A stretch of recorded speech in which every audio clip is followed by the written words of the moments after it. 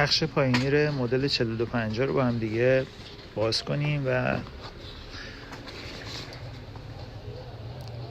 لوازمش رو با هم دیگه ببینیم. این از گارانتی شرکتیش.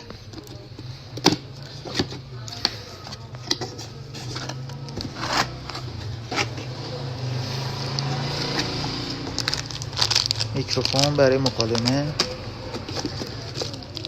کلیدا، کنترل کالدار فابریکی، کیف پنل، همون قاب پنل بهش میگن، سوکت و خود دستگاه 4 خروجیه، بلوتوث داره، فلش، سی دی، IUX، ساخت تایلند. اینم از خروجیاش.